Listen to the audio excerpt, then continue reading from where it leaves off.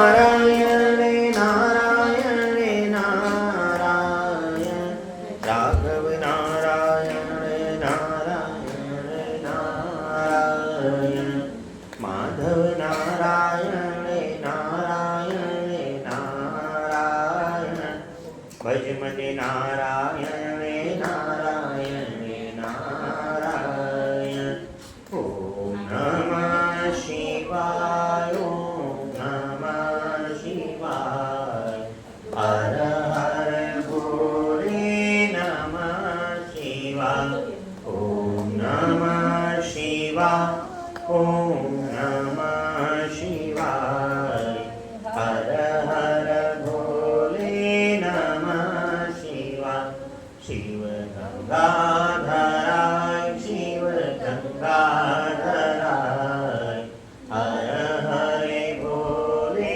नमः शिवाय प्रेम से वृंदावन बिहारी लाल की जय हरि ओम।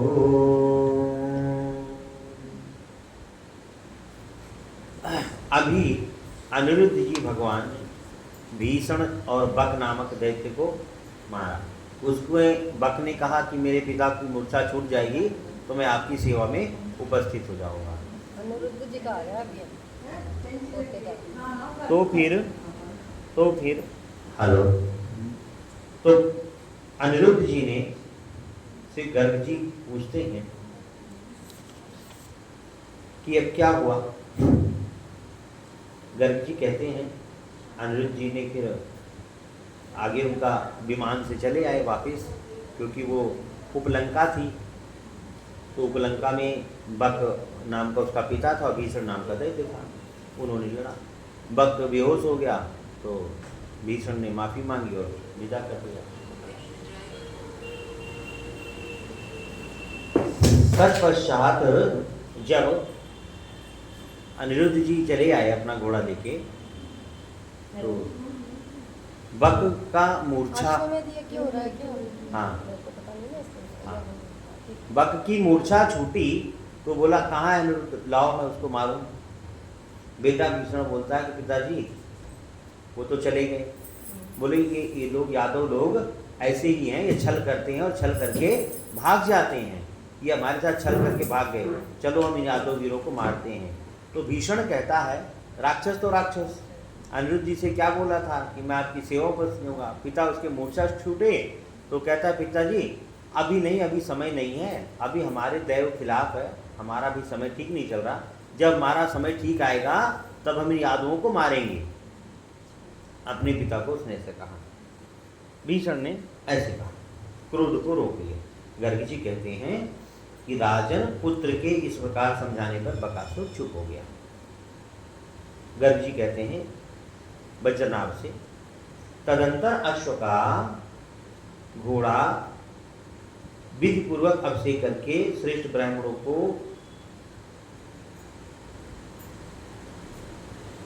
दान दे विजयी प्रद्युम्न अनिरुद्ध ने पुनः विजय यात्रा के लिए उस घोड़े को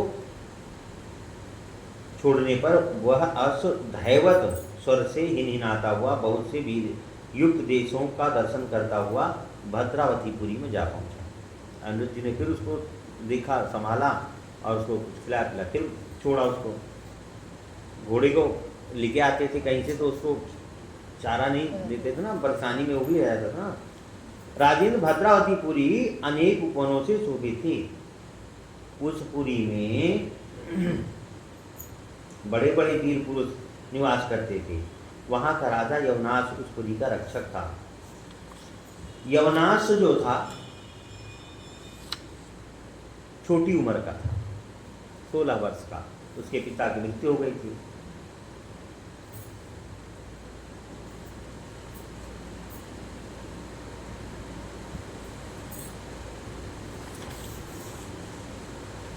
उसकी राजा ने, उस यवनाश राजा ने उसको पकड़ा और सब बात जानकर पुर पर युद्ध करने के लिए सेना सहित पुरी से बाहर निकला। महाबली यवनाश को सेना सहित सामने आया देख प्रद्युम्न का अन्य श्री कृष्ण भक्त मंत्री उद्धव को बुलाकर पूछा,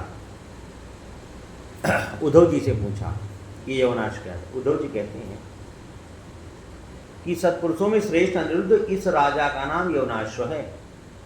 यह मरुधन्व देश के स्वामी का पुत्र है और अपने पिता के दिवंगत होने पर यहाँ राज करता है।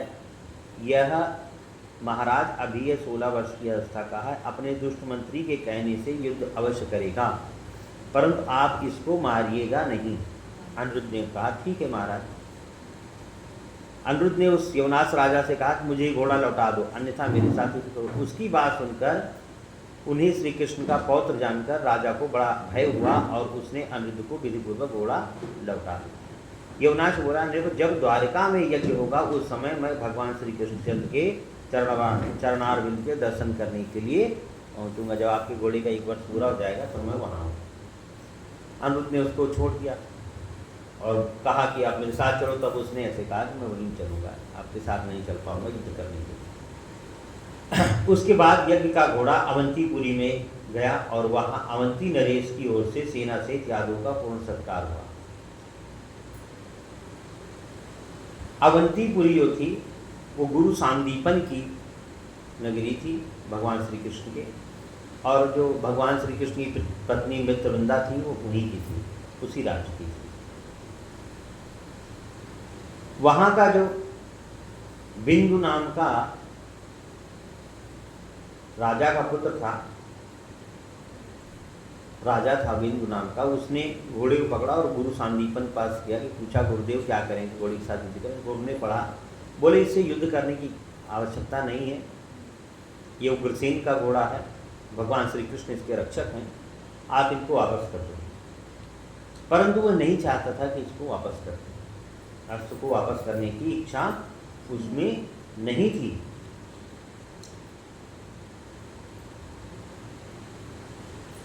इतनी ही देर में वहां पर यादव वीरों की बहुत सारी सेना आ गई। सेना आई तो बड़ी कोलाहल होता है, हाथी घोड़े चिंगारने लगते हैं। उसे सुनकर राजकुमार बिंदु को बड़ा विस्मय हुआ। इतने में ही रथियों, हाथियों और घोड़ों के साथ भोजवृष, अंधक, सूरसेन और दशार वंश के यादव वहां पहुंचे। उनकी पैरों की धमक से कंपित करते हुए पृथ्वी को आए और सबके सब पूछने लगे यज्ञ का घोड़ा कौन ले गया।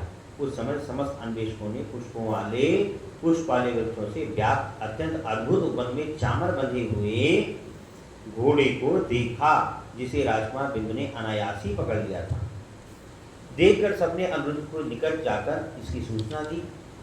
सूचना पाकर धर्मक अनिरुद्ध विस्मित हुए। उन्होंने हंसते हुए बिंदु के पास उद्धव जी को भेजा। महाराज उस समय अवंतीपुरी में महान कोलाहल था। वहाँ एक अपनी भयंकर सेना को देखकर सब लोग भयभीत हो गए। इसी समय अपनी भाई की खोज खबर लेने के लिए बिंदु का भाई अनुबिंदु 1 करोड़ वीरों के साथ अपनी पुरी से बाहर निकला। युद्ध हो रहा है, मैं अपने भाई की मदद करूं। वह दुर्धराज के समान धवल एवं भाल पत्र से युक्त यज्ञ संबंधी अस्त्र को वहां अपने भाई के द्वारा पकड़ा गया। देखिए उसने मना करता हुआ बोला, अनुबिंदु बोला, भाई भगवान श्री कृष्ण जिनके देवता हैं उन यादवों का यह घोड़ा, आप उनके पास जो हमारा संबंध है उसके बहाने या अपने कुल की कुशलता के लिए घोड़े को छोड़ दो, हमारा रिश्ता भी है। यादवों की सेना देखिए भैया, पहले जो राजसू यज्ञ हुआ था उसमें भी यादवों ने देवता, दैत्य, मनुष्य और असुर सब पर विजय किया। अनुबिंद की बात सुनकर बड़ा भाई बिंदु हार मान गया। उसने घोड़े पर चढ़कर आए हुए उद्धव जी से कहा, बिंदु बोला, मंत्र मैंने मित्रों के साथ मिलने के लिए घोड़े को पकड़ रखा है। वो बोला कि मैंने सिर्फ आप लोगों को मिलने और देखने के लिए घोड़े को पकड़ रखा है, लड़ने के लिए नहीं। अतः आप सब लोगों को निमंत्रित किया जाता है, आज आप लोग यही ठहरे। राजन यह सुनकर उद्धव बिंदु की सराहना करके बड़े प्रसन्न हुए और अनिरुद्ध के निकट जाकर उन्होंने सब समाचार कहा। उद्धव जी का कथन सुनकर अनिरुद्ध मन प्रसन्न हो गए। उन्होंने सेना सहित अवंतीपुर में शिप्रा नदी के तट पर पड़ाव डाल दिया। महाराज वहां 10 योजन दूर तक भूभाग में रंग बिरंगे अनेक शिविर पड़ गए। सभी स्वर्ण कलशों से युक्त थे। वे सुंदर शिविर वहां अद्भुत शोभा पाने लगे। तदंतर रात में प्रद्युम्न पुत्र अनिरुद्ध अपने बाबा के गुरु, अपने पिता के गुरु ने अपने बाबा के गुरु भगवान श्री कृष्ण के गुरु सांदीपन मुनि को बुलाकर उनके चरणों में प्रणाम किया, उन्हें आसन देकर बैठाया और उत्तम रीत से उनका पूजन करके कहा, भगवान द्वारका में भगवान श्री कृष्ण की आज्ञा से चक्रवर्ती यदुकुल तिलक महाराजा उग्रसेन अश्वमेध यज्ञ कर रहे हैं। ब्राह्मण मुनि श्रेष्ठ, आप मुझ पर कृपा करके उस श्रेष्ठ यज्ञ में अपने पुत्र से अवश्य पधारें। भगवान ने निमंत्रण दिया गुरुदेव को। वचन सुनकर श्री कृष्ण दर्शन के अभिलाषी संदीपन मुनिदेव वहां चलने का निश्चय कर लिया। गर्ग जी कहते हैं, राजन तत्पश्चात वहां कृष्ण पौत्र अमृत ने मन में कुछ संदेह लेकर संदीपन मुझसे उस प्रकार प्रश्न किया। अनिरुद्ध बोले, भगवान मुनि, मुझे उस सार तत्व का उपदेश दीजिए जिसमें जगत के स्वप्न तुल्य सुखों को त्याग कर नित्यानंद स्वरूप रमण करूं। राजन अनिरुद्ध के इस प्रकार पूछने पर संदीपन मुनि हंसते हुए इस प्रकार उन्हें उपदेश देने लगे। पूर्व काल में राजा व्रत के पूछने पर सनत कुमार ने उन्हें प्रसन्नता पूर्वक उपदेश दिया था। शांतिपन बोले, लोकेश, तुम ही श्री हरि के नाभि कमल से उत्पन्न हुए आदि देव हो। ब्रह्मा जी तो उत्पन्न हुए ना आदि कमल से, तो शांतिपन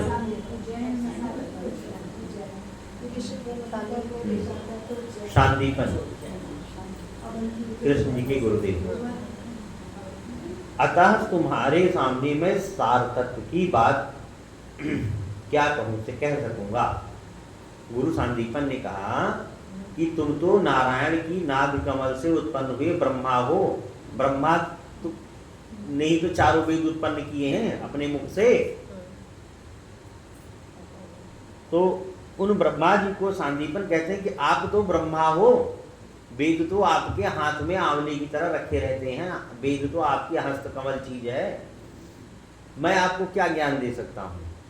ज्ञान तो आपको ब्रह्म, आप ब्रह्मा। सार तत्व मैं आपको क्या कहूँ? नरेश्वर, तुमने जो कुछ पूछा है वह सब मेरे मुख से सुनो। भगवान श्री कृष्ण के चरणों का सेवन ही सार तत्व है। जिन चरणों के पूजन मात्र से ध्रुव जी ने ध्रुव पद प्राप्त कर लिया, प्रहलाद, अम्बरीश, गय, यदु ने भी अक्षय पद प्राप्त किया। राजेंद्र, इसलिए तुम भी मन से यत्नपूर्वक श्री कृष्ण की सेवा करो क्योंकि यही सब साधनों का सारभूत है।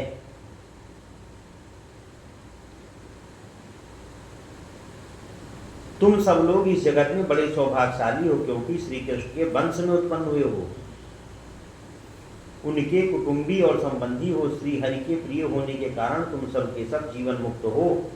तुम यादवों में से कोई तो श्री कृष्ण को अपना बेटा समझते हैं, कोई भाई मानता है, कोई पिता, कोई मित्र के रूप में। यदि उनका यह भाव सुदृढ़ रहा तो उनके लिए इससे बढ़कर उत्तम कर्तव्य और क्या होगा कि भगवान को ही अपना माता पिता सुहृद अपना सब कुछ मान रहे हो कि हम भगवान के ही वंश में हैं, हम भगवान के ही हैं, ऐसी भावना है।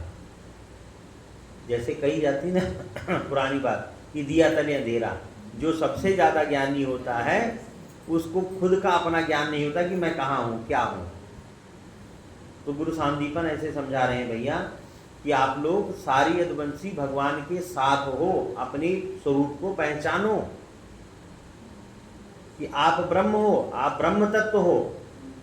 आप अपने स्वरूप को पहचान जाओ क्योंकि जिन भगवान से संबंध बनाने के लिए बड़े भजन किए जाते हैं, बड़े मंत्र जाप किए जाते हैं, बड़ी श्रद्धा भक्त नवधा भक्त की जाती है, वो भगवान आपके यहाँ सारे भाव से, क्योंकि सखा भी हैं, किसी के उपासक भी हैं, किसी के पिता भी हैं, किसी का जूठन भी खा रहे हैं, किसी की सेवा भी ले रहे हैं, हर प्रकार से। किसी के पति हैं, किसी के पुत्र हैं, किसी के दोस्त हैं, किसी के शत्रु भी हैं, सारे भावों से हैं।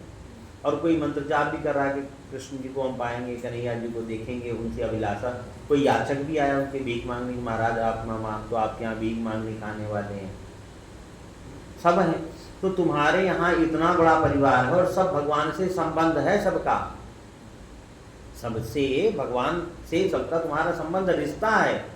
और वैसे भगवान से रिश्ता लगाना पड़ता है और भगवान बड़े प्रसन्न है तुम सब पर, इसलिए तुम अपने स्वरूप को पहचानो। सांदीपन बोले, यदुकुल तिलक अनिरुद्ध, जिसने जगत की उत्पत्ति और संहार होते रहते हैं, जिनसे जगत की उत्पत्ति और संहार करते हुआ है, ईश्वर परब्रह्म एवं भगवान एक ही है, निर्श्रेष्ठ। युग युग में ये दक्ष आज प्रजापति उन्हीं से प्रकट होते हैं।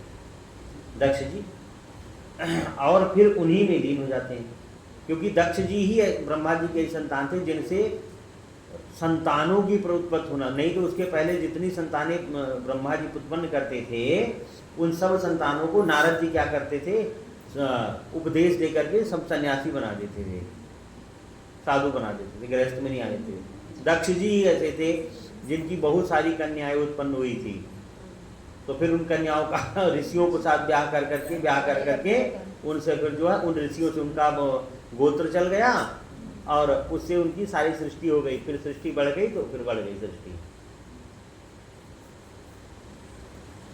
श्री कृष्ण साक्षात परब्रह्म है जिनसे ये सारा जगत प्रकट हुआ है, जो स्वयं ही जगत रूप है तथा जिनमें ही इस जगत का लय होगा।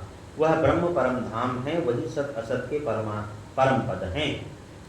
इस तरह से अनिरुद्ध जी को ब्रह्म का सार तत्व बताया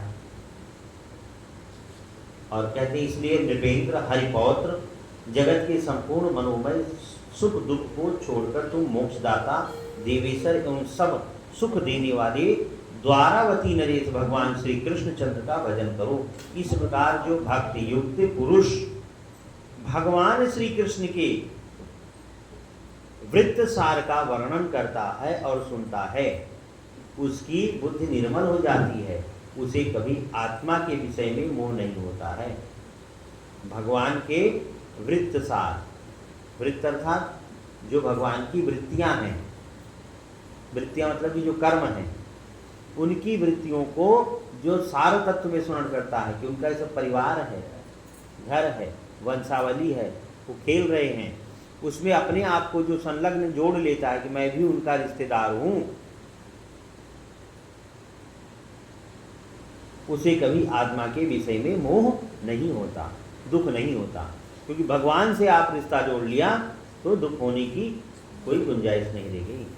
अनुशाल्व और यादव वीरों में घोर युद्ध। इसके बाद उनका घोड़ा जो है, गर्ग जी कहते हैं कि राजन सांदीपन मुनि का वचन सुनकर अर्जुन को बड़ी प्रसन्नता हुई। उन्होंने श्री कृष्ण के चरणों में अपना मन लगाकर उन्हें मुनीश्वर से कहा, प्रभु आपके उपदेश रूपी खड्ग से मेरा मोह रूपी शत्रु नष्ट हो गया। अब आप आज ही में अपने पुत्र के साथ श्री कृष्णपुरी द्वारका में पधारो, कि आप अब द्वारका चलो, वहाँ यज्ञ होने वाला है, हम लोग घोड़े को लेकर बस आ ही रहे हैं, साल भर पूरा होती है। इधर प्रद्युम्न कुमार अनिरुद्ध ने सोने की सांकल में बंधे हुए अत्यंत उज्ज्वल श्यामकर्ण अश्व को विजय यात्रा के लिए खोल दिया। वह घोड़ा राजाधिराज उग्रसेन देव का वैभव सूचित करता हुआ वेगपूर्वक आगे बढ़ा और उस राजपुर में चला जहां साल्व का भाई अनुशाल्व नित्य राज्य करता था। साल्व बहुत बली था, अनुशाल्व साल बहुत बली, अर्जुन से भी इनका युद्ध हुआ था। वहां पे पहुंचे और अश्व को अनुशाल्व में पकड़ लिया और उसके भाल में बंधे हुए पत्र को पांच कर उसे बड़ा हर्ष हुआ। सारा अभिप्राय समझकर रोष से उसके होंठ फड़कने लगी। आंखों से देखता हुआ अपने सैनिकों से बोला, बड़े सौभाग्य की बात है कि मेरे सारे शत्रु स्वयं यहाँ आ गए। मैं उन सबको मार डालूंगा जिन्होंने मेरे भाई का वध किया है। ऐसा कहकर और यादवों को तिनके के समान मानकर 10 अक्षणी सेना के साथ, साल्व को महाभारत के युद्ध में मारा था ना, मानकर 10 अक्षोणी सेना का तो नगर से बाहर निकला। उसी समय वृष्णवंशियों ने देखा कि सामने विशाल सेना आई है, बाण वर्षा कर रही है। तब उन्होंने भी बाण वर्षाना आरंभ कर दिया। उस रण क्षेत्र में दोनों सेनाओं के बीच खड्ग बाण शक्ति और भिंद पारोदर दोहने लगा।